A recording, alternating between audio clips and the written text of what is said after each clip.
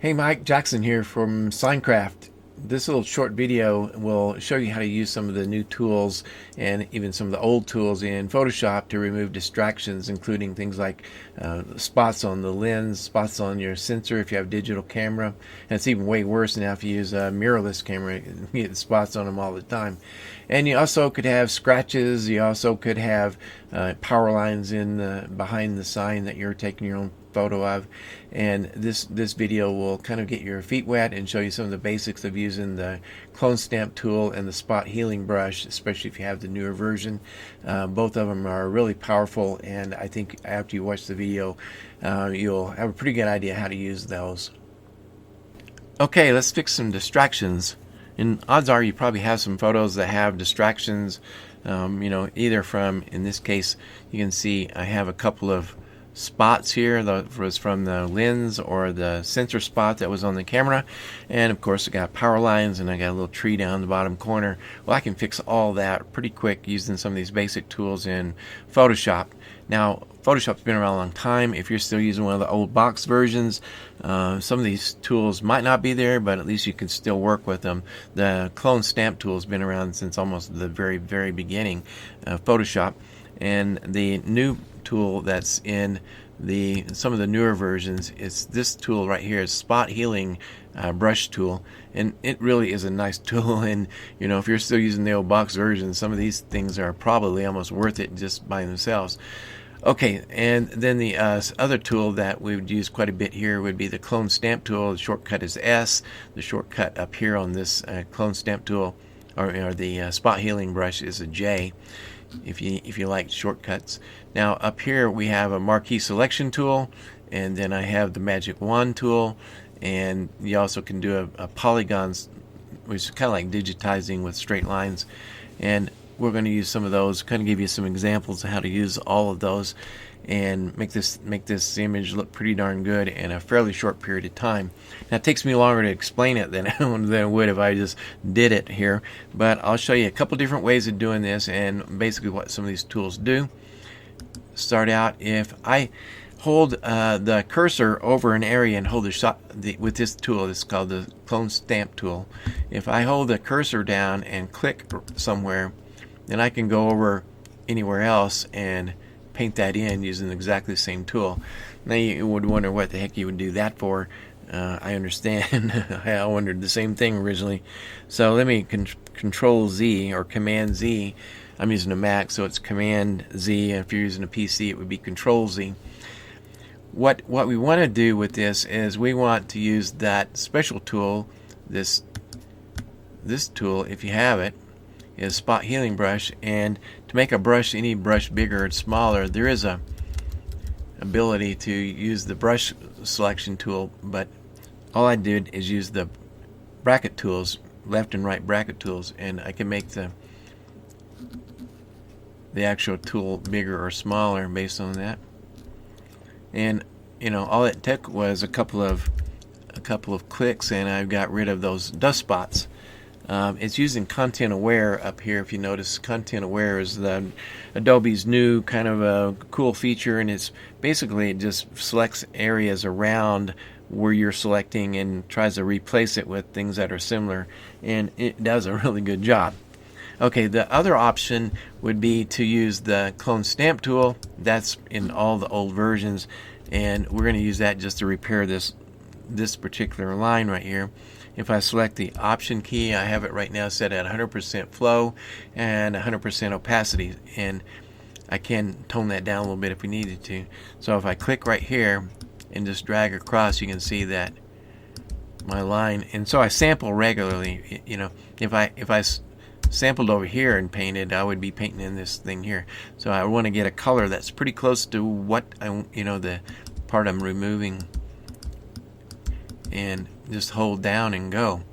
Okay, now if I go too far, I can go into the little panel there and Command Z, and I undo that, and I can zoom in on this and make the brush a little bit smaller. And in theory, I can click one time here and hold the Shift key down, and it'll make a straight line in between the two. And without making any kind of sophisticated mask, I can go over on this side and I sampled here, and then I'll hold the click and let it connect. I can do it again here. I'll do another sample, closer color. Click and click. And now I can use a little bit bigger brush now. I have a good clean edge over there, see? Okay, so that's a couple of concepts using tools that are already in there. If you wanted to work on that area, if I use the marquee selection tool, shortcut keys M, and I can just drag across the sky here, and if I use the clone tool, it's going to be restricted to what's inside that box. And I can sample anywhere, but I'm going to sample again pretty close. S for the clone tool brush, and I can paint that and paint right up to the edge.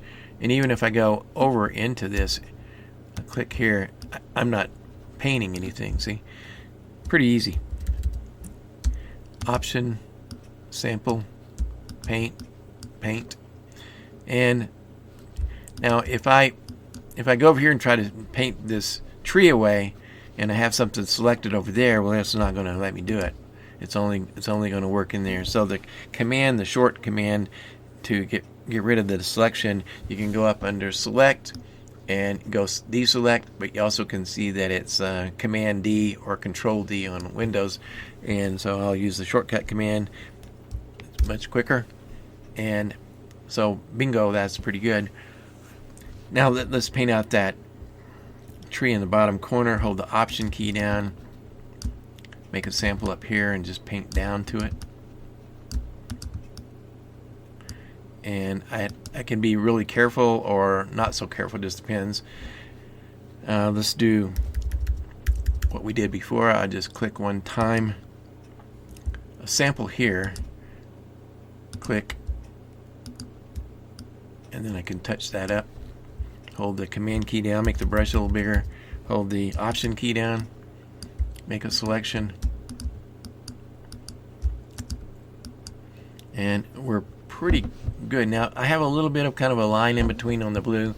What I could do there is bring the opacity down about 50% and do a clone here. And it's kind of using like an airbrush. It's not really painting it at 100%, and I can go some from both directions if I want to soften up that little bit of dark edge on that blue. Okay, so let's call that good, and let me show you a different variation. And what I'll do now is I'll reset the image, and I'll tell you something I should have done earlier too, and I'll reset the image back to where it was before. And normally what I do, to start out when I start cloning on these things, and I should have done it earlier, I'll do it now, is I like to make a duplicate copy of that layer.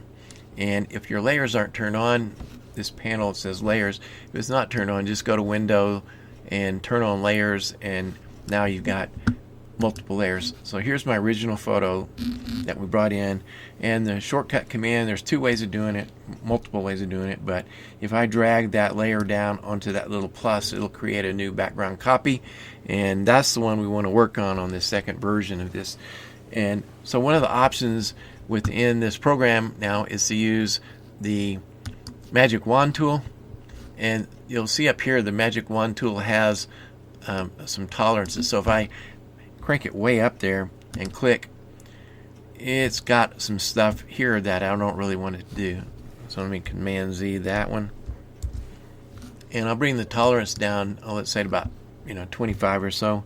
Click now, and you can see that it got a lot of the stuff, but not everything. And it's actually set at a pretty good range right now. If I hold the Shift key down and click again, it'll add to the selection. Shift key again adds to the selection, and now the only part that's left that is the tree. And one easy way of doing that would be to go back to the marquee tool, hold the Shift key down, and just drag across. Hold the Shift key down and drag across. Now basically everything in the sky is available to be worked on, and in this case I can use that clone tool that we've been using. Option out here, and remember I set it back a minute ago to 45% opacity. Let's bring it crank it back up, and I can, clean this up. I'm accidentally getting part in it too. But what's happening here is, I'm protected by this mask, and if I now want to click out here, sample, and paint, Control Z, or paint over it. I got the brush pretty big, and let's bring it down a little bit. Option, click and drag, option, click and drag, option, click and drag. There's my little, and so if you have the dust spots like we talked about, you can, at any time, you can click those out. Option, click, and so far pretty easy, right? And while I have, kind of a modeled sky here, I can, if we want to do that, is I can go sample a little bit of color using this eyedropper tool. Click, and it puts that in the primary brush tool. And I would just go pick that brush tool. I'll bring the opacity down to about 27%. And now I can paint blue, or I can paint any color in there. But in this case, it's painting with that color of blue that we have selected in the color well. And you can see that's not going over the railroad track sign. Okay, let's call that pretty good. Oh, let's make that a little bluer down here. Okay, let's call that pretty good. Now we got a little bit of flaws on the railroad crossing sign. And one of the options, I have a selection of the sky. I can inverse the selection and basically work just on the railroad crossing sign if we wanted to do that. And all you do is go select, inverse. And now, if we work on the railroad sign, we won't accidentally go out into the sky. We're just working on the part that's selected. You don't really have to do that, but it's just, I just show you how you can reverse the selection. It might be easier sometimes to select the object, not the sign, and then reverse the selection than it is to go the other way around. And there's also some new tools in the newer version of Photoshop, which is select sky or select subject, and it actually works fairly well. It works kind of the same as the way we did with the magic brush here. Okay, and just to close this down and show you just a couple other tools that are very similar. Actually, they are the same. We're still working on the sign itself now, and all I have to do is I'll go back to that spot healing brush, J, and I can fix these little flaws on the sign itself. And so, if you put a sign up, a few months ago, and you want to go back and take the photos of it, there's an odd probability, that a bird's been there visiting the sign and maybe left a little deposits here and there. If you're going to put this in your portfolio, you don't want those showing up anywhere. Yeah, I would go back to the cloning tool, bring the brush size down, option, and click. I'm going to say, okay, we're really close to being done.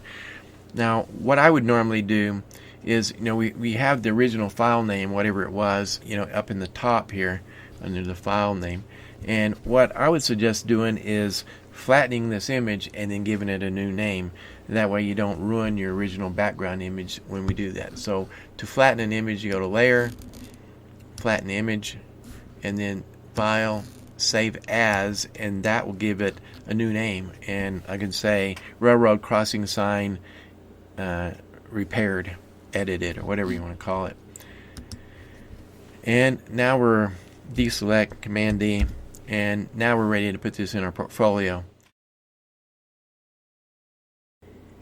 If your version of Photoshop has the new spot healing brush, I think you'll use it quite a bit for cleaning up some of the spots and some power lines and that kind of thing. It actually works easier than the clone stamp tool.